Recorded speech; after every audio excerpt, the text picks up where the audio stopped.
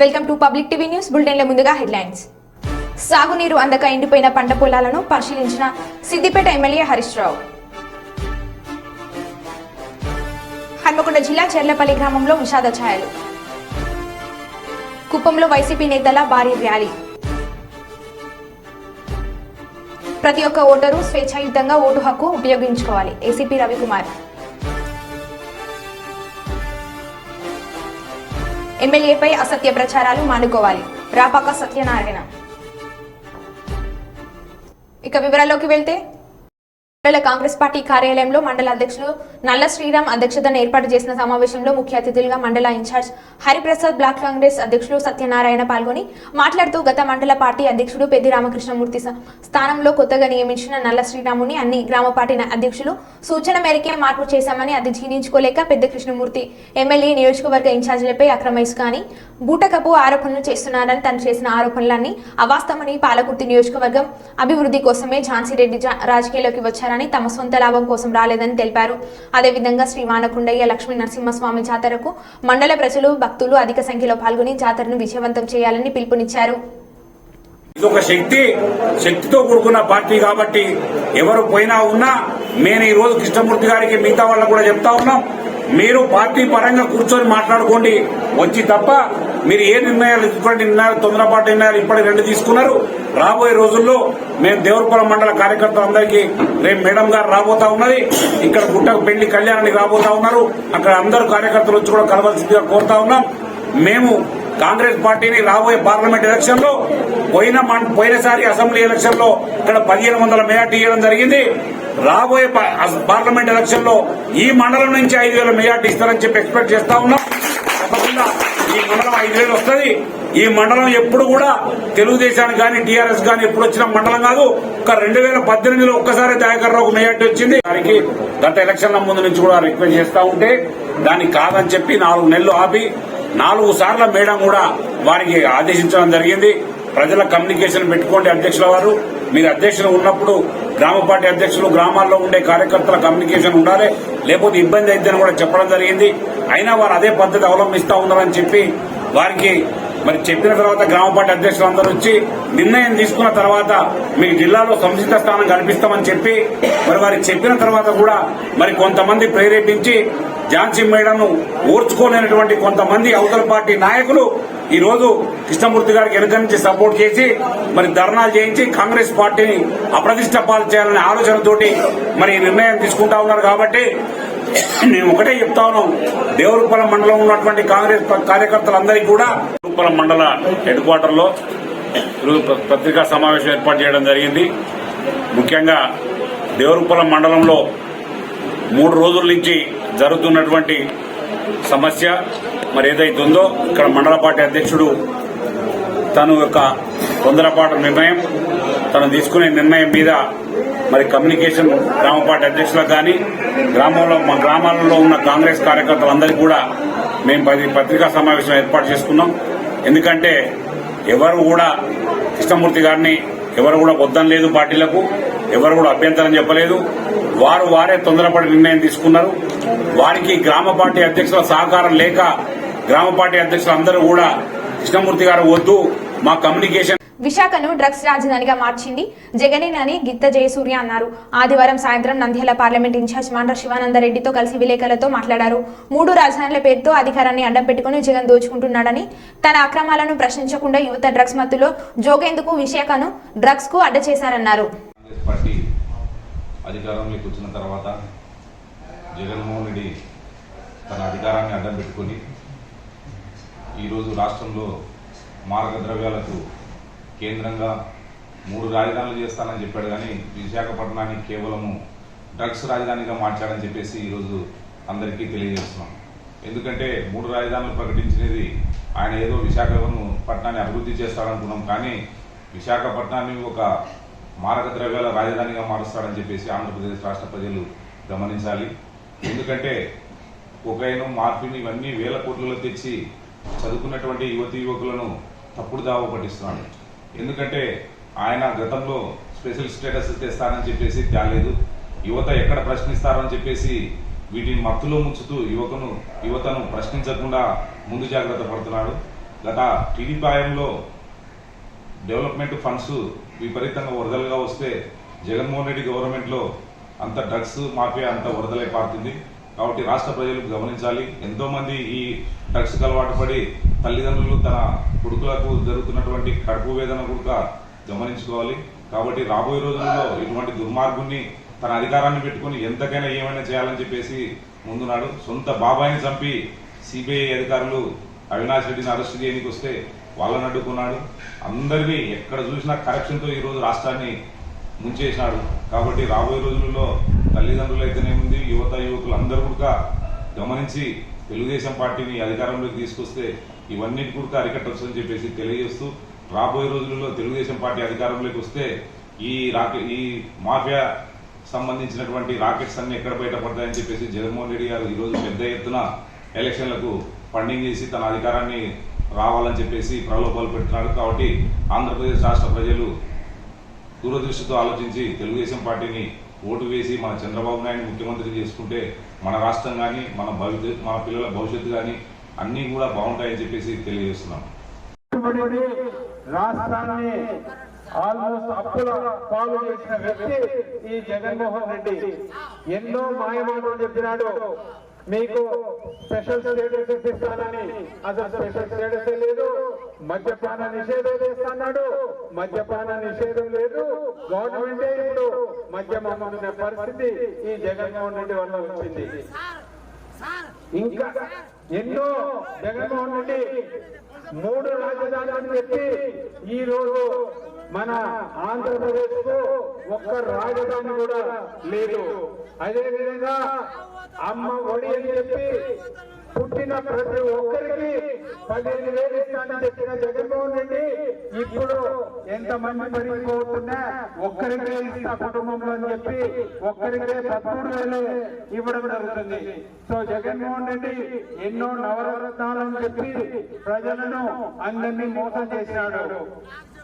ఎంతసేపు వాళ్ళ బాబాయిని హత్య చేసినటువంటి వ్యక్తులను అవినాష్ రెడ్డిని కాపాడడం కోసమని మోడీ కాలు పట్టుకున్నాడు. కానీ మన రాష్ట్రము అభివృద్ధి కోసము నిధులు తెచ్చిన వ్యక్తి జగన్మోహన్ రెడ్డి అయితే కాదు.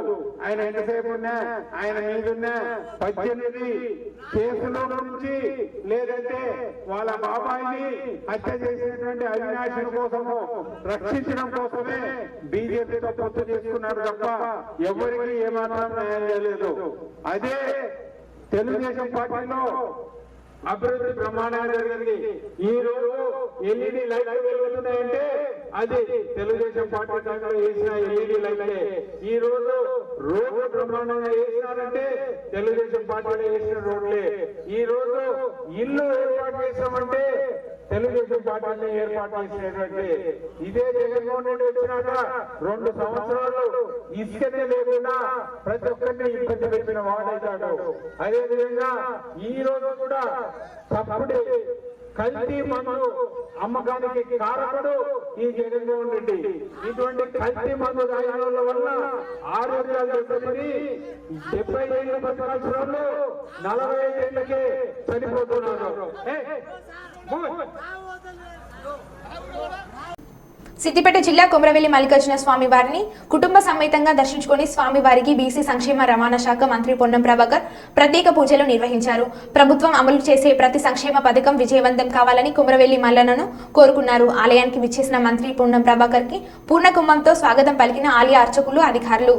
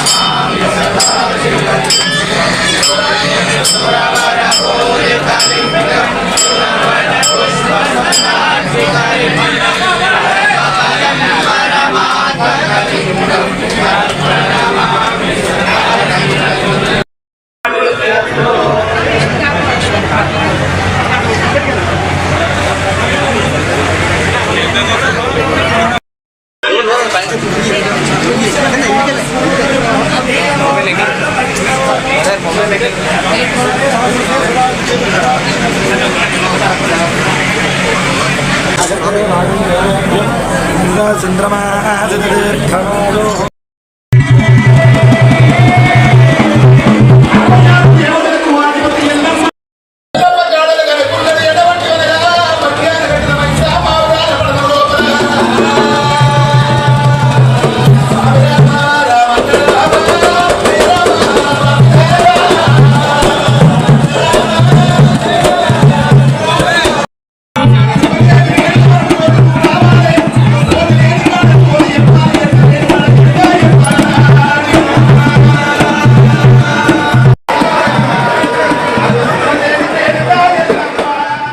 మల్లికార్జున స్వామి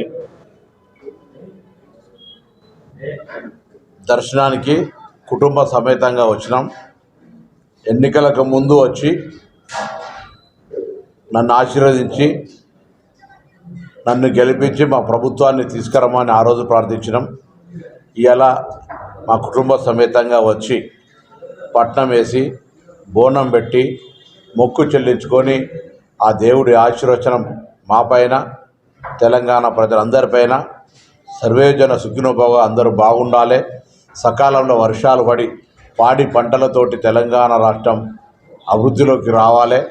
ప్రభుత్వం చేపట్టే ప్రతి కార్యక్రమం విజయవంతం కావాలి.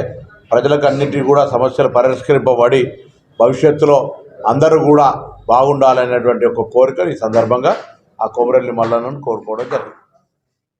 బాపట్ల జిల్లా వేమూరు నియోజకవర్గం కిష్కిందపాలెం గ్రామానికి చెందిన తెలుగుదేశం పార్టీ కార్యకర్త కొల్లి వెంకటేశ్వరరావు మీద అదే గ్రామానికి చెందిన వైసీపీ ఎంపీటీసీ మరియు సర్పంచ్ ఇతర నాయకులు అకారణంగా దాడి చేసిన విషయం విదితమే. ఈ రోజు బాధితుడిని కొల్లూరు మండలి తెలుగుదేశం పార్టీ నాయకులతో కలిసి పరామర్శించిన మాజీ మంత్రి పోలిట్ బ్యూరో సభ్యులు శ్రీనాక ఆనంద్ బాబు. ఈ సందర్భంగా మాట్లాడుతూ టీడీపీ జెండాలు తొలగించి వైసీపీ జెండాలను తొలగించలేదు అని అడిగినందుకు వెంకటేశ్వరరావు పైన దాడి చేయడం హేయమైన చర్య, ఎవరిని వదిలిపెట్టే ప్రసక్తే లేదు అని తెలియజేశారు. ఈ సందర్భంగా బాధితునితో మాట్లాడే ధైర్యం తెలియజేశారు. బాధితునికి తెలుగుదేశం పార్టీ పూర్తి అండగా ఉంటుందని పేర్కొన్నారు. అధైర్యపడు, ధైర్యంగా ఉండండి. ఖచ్చితంగా నేను చెప్తా ఉన్నాను, మీకే నేను హామీ ఇస్తుంది, వీళ్ళందరూ కాదు, మీకే చెప్తా ఉన్నాను. ఖచ్చితంగా మీరు దీని గురించి జరిగిన సంఘటన దురదృష్టం. దీనికి ఏ విధంగా బదులు తెచ్చుకోవాలో నాకు వదిలేసేయండి. దయచేసి అందరినీ కలుపుకొని రేపు రాబోయే ఎన్నికలు దగ్గరలో ఉన్నాయి. రోజు మారితే రోజు గడిచిపోతూ ఉంది, దగ్గరకు వచ్చేస్తూ ఉంది. దాన్ని దృష్టిలో పెట్టుకొని మనం రేపు గెలవబోతా ఉన్నాం. దానికి ఇంకా ఏ విధంగా ముందుకు చొరవ చూపించమని చెప్పి మీ అందరికీ విన్నవిస్తూ సెలవు తీసుకుంటా ఉన్నాం. నమస్కారం.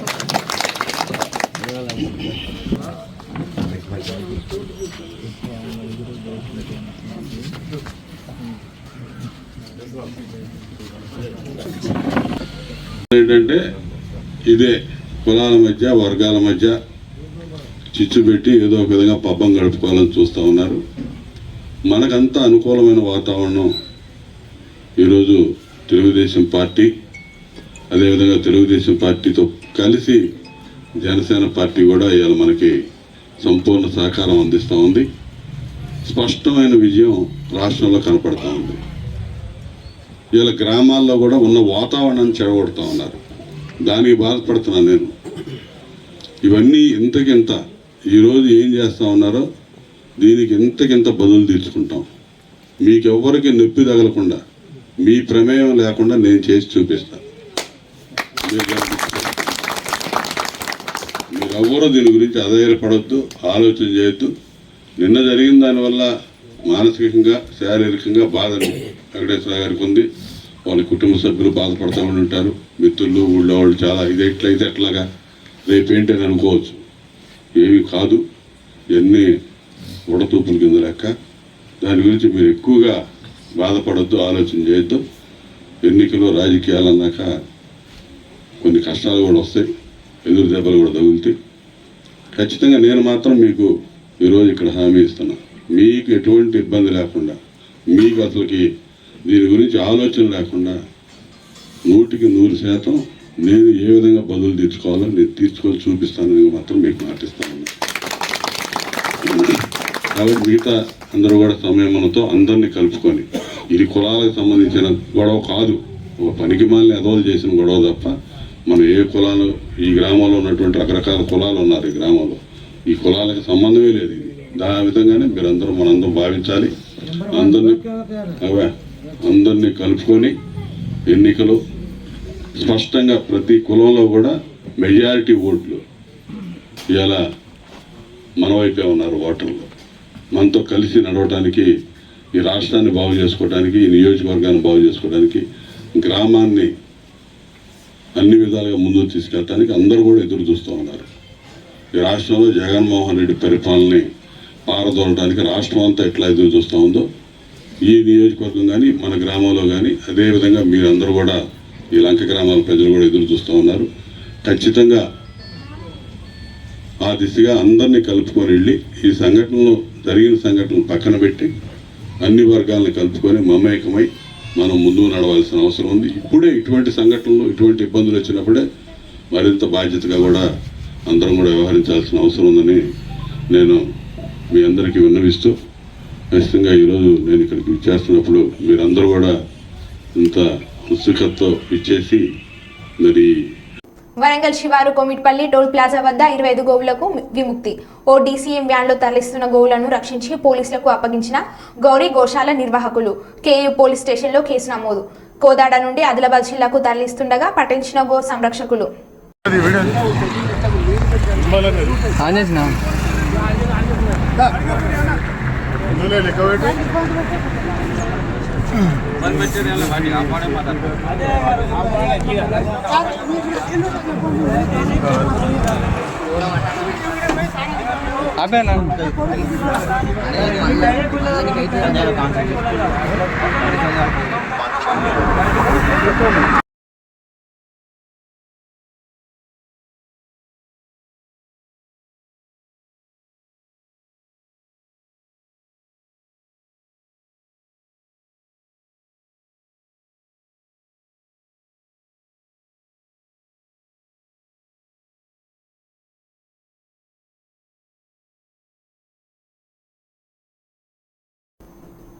దేవరుప్ల మండలంలోని ధరావత్తండ గ్రామ పరిధిలోని ఎండిన పంటలను పరిశీలించి రైతులను ఓదార్చిన మాజీ మంత్రి సిద్దిపేట ఎమ్మెల్యే హరీష్ రావు.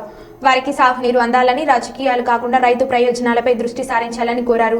కాలువలు లేకపోవడం వల్ల నీళ్లు లేక కొత్త బోర్లు వేయాల్సిన పరిస్థితి ఏర్పడిందని, వేసిన బోర్లు కూడా పడలేదని, అప్పుల పాలయ్యామని, రైతు బంధు కూడా పడడం లేదని రైతులు మొరపెట్టుకుంటున్నారని, దీంతో రైతులపైన ఆర్థిక భారం పడుతుందన్నారు. బీఆర్ఎస్ ప్రభుత్వ హయాంలో మాజీ మంత్రి ఎర్రబెల్లి దయాకర్రావు పాలనలో సాగునీరు పుష్కలంగా అందిందని, పంటలు సమృద్ధిగా పండించామని శ్రమించి వరి పంట సాగు చేస్తున్న అన్నదాతల సమస్యలను తక్షణమే పరిష్కరించాలని కోరారు.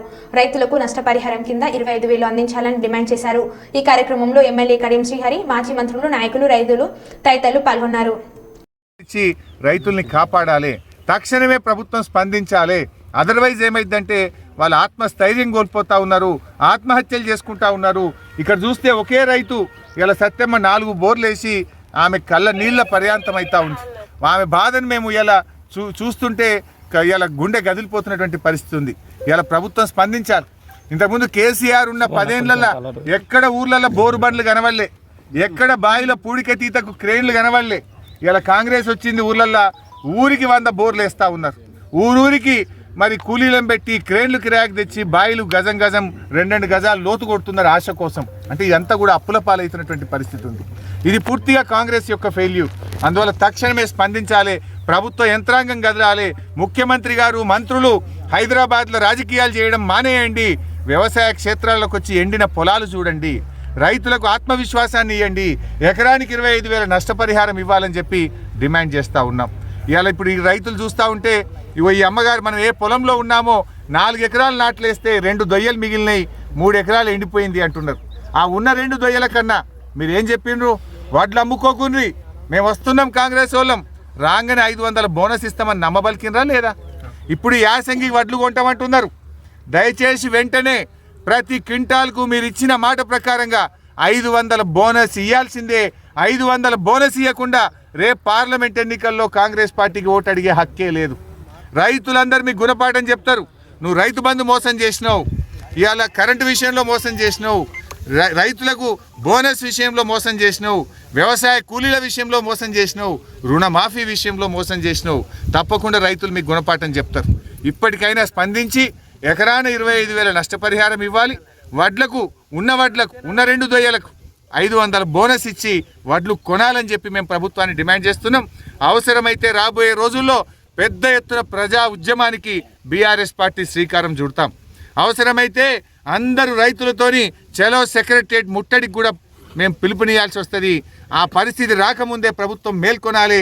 ముఖ్యమంత్రి గారు, మంత్రులు గ్రామాలకు వెళ్ళండి, ఎండిపోయిన పొలాలు పరిశీలించండి, రైతులకు ధైర్యాన్ని ఇవ్వండి, ఎకరానికి 25,000 నష్టపరిహారం ఇవ్వండి, బోనస్ చెల్లించాలని చెప్పి ఈ ప్రభుత్వాన్ని డిమాండ్ చేస్తున్నాం. ఇలా ఈ తండా అక్క చెల్లెలతో మాట్లాడితే కేసీఆర్ ఉండగా మంచినీళ్ళు వచ్చినాయి, ఇప్పుడు 10 రోజులు నల్లొస్తలేదు మా తండాలని చెప్పి వాళ్ళు చెప్తా ఉన్నారు. ఇక మంచినీళ్ళు కూడా ఇక చేత కదా, మేము అన్ని చేసినాం కదా, కట్ నీళ్ళు పెట్టిన పొయ్యి ఉన్న నీళ్లు ఎప్పుడు 5 ఏళ్ళు 6 ఏళ్ళకెళ్ళి మంచి నీళ్ళు వచ్చినాయి. మీరు వచ్చి 4 నెలలు కాలే మంచి నీళ్ళు బంద్ అయితే వస్తలేవమ్మా? మీ తండా పేరేంటి? మా తండ పేరు పచ్చర్లబాయి తండ. ఎన్ని రోజులు అయిందా మంచి నీళ్ళు రాక? మంచి నీళ్ళు రాక సన్న రోజులు అవుతుంది. ఇప్పుడు 10-15 రోజుల నుంచి నీళ్ళే వస్తలేవు మాకు. అమ్మా నువ్వు చెప్పు. తాగేదాని నీళ్ళు కూడా లేకలేదు సార్. వస్తలేదు సార్, మొత్తమే వస్తలేదు. ఇబ్బంది వస్తలేవు. మనం ఒక్క నిమిషం ఆగలే. కేసీఆర్ మంచిగా వచ్చింది. కేసీఆర్ కూడా ఒక గంట సేపు కూడా వస్తలేదు, సరిపోతలేదు. మళ్ళీ ఒక డ్రమ్ కూడా లేదు సార్ మాకు. నువ్వు ఎన్ని ఎకరాలు పెట్టినావు? నేను 2 ఎకరాలు వేసినావు సార్. మా రోడ్కి వెళ్ళి వేసినా, అది ఎండిపోయింది సార్. 2 ఎకరాలు ఎండిపోయింది. బోర్ కూడా వేసినావు సార్, పడలే సార్. నువ్వేం చేసినావు? ఇయ్యమ్మను 4 బోర్లు వేసిన అమ్మా. 4 బోర్లు ఎండిపోయినాయి. 400 అడుగులు వేసినాం. 4 బోర్లు పెళ్ళైనాయి. ఎంత నాటేసినావు? 6 ఎకరాలు నాటేసిన. ఎంత ఉన్నది? ఎంత పోయింది? 2 దయ్యాలు ఉన్నాయి. 2 దయ్యాలు ఉన్నాయి 6 ఎకరాలు. అది మొత్తం పోయింది. అది ఉండేదాకా నమ్మకోలేదు, బొత్తిగా ఎండిపోయినాయి. రైతు బంధు పడ్డదా? ఎడ్లు మేపుతున్నాయి. రైతు బంధు పడలే మాకు. పర్లేదు. రైతు బంధు ఇవ్వలే. అప్పుడు కేసీఆర్ వస్తున్నాయి. కేసీఆర్ అప్పుడు వస్తున్నాయి, 2 సార్లు వచ్చేది. ఇప్పుడు ఒకసారి కూడా రాలే. రైతు బంధు పంటకు వేసేకి ఒకసారి వేసిండు, వానాకాలం ఒకసారి వేసిండు. వానాకాలం లేదు, ఇప్పుడు సంవత్సరం అవుతుంది. మళ్ళా వానాకాలం లేదు, ఇప్పుడు వేసి కూడా 2 పంటలు లేదు. మాకు 500 ఇస్తాను, అది ఒప్పుకున్నా, అది కూడా రుణమాఫీ కూడా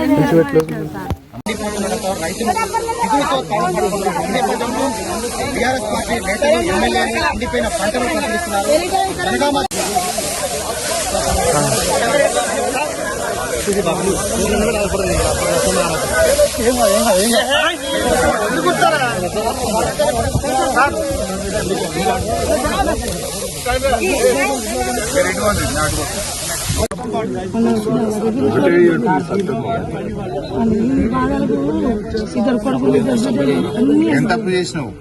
ఏ తప్పు చేసినా అప్పు తప్పంటలేదు. అప్పు వచ్చా చేసుకున్నా లెక్కలే. 4 బోర్లు వేస్తే అప్పు చేసినావా? పైసలు సంతం ఉండేనా? 1,80,000. 1,80,000. ఏడుకెళ్ళి తెచ్చినావు? 1,80,000 అప్పు తెచ్చిన. ఏడా? అప్పేదమ్ముడు పోయి తెచ్చిన. పెద్దమాడు. ఎంతకు మిత్తి? 60 పైసలు మిత్తి. 2 రూపాయలు మిత్తి. మిత్తికి తెచ్చి 1,80,000 రూపాయలు అప్పు తెచ్చి 4 బోర్లు వేసిన. ఆశ పోతుంది ఇలా అని వేస్తే ఆ బోర్లు అన్ని పోయినాయి సార్. మొత్తం బోర్లు పోయినాయి. మొత్తం బోర్లు పోయినాయి. బోర్లు పోయింది, రెండు బోర్లు ఆ బోర్లు కూడా ఎండిపోయినాయి. మరి ఇప్పుడు ఏం అడుగుదాం గవర్నమెంట్? ఏం అడుగుతారు? మీ దయ నుంచి మీ వల్ల మా నుంచి వాళ్ళు ఏంటారు? నువ్వు అప్పుడు దయాకర్ రావు సార్ ఉండగా కొట్లాడి నీళ్లు తెచ్చి కాలువ తెచ్చి మిమ్మల్ని పారిచ్చారు. 3 సంవత్సరాలు ఉండాలని మేము నమ్మినాం, కానీ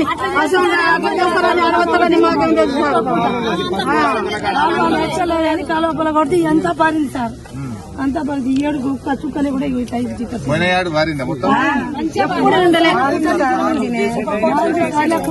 నేనే ముందు పడి ఇంకా 4 సార్లు ఫుల్ వచ్చినాయి మాకు నీళ్లు. 7 చుక్క లేదు. ఒక రాజు ఇచ్చిపెడితే పైపు అక్కడే ఆగింది.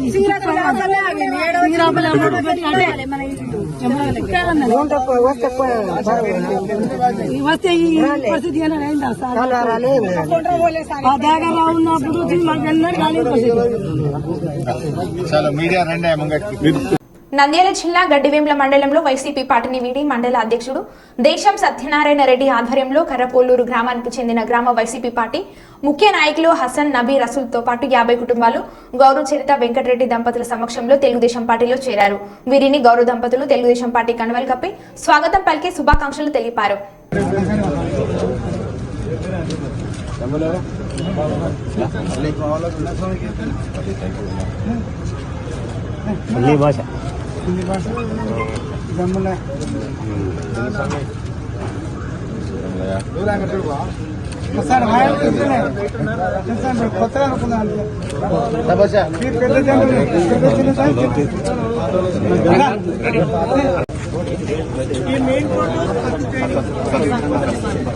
మేడం మేడం మేడం ఇక్కడ ఇక్కడ మేడం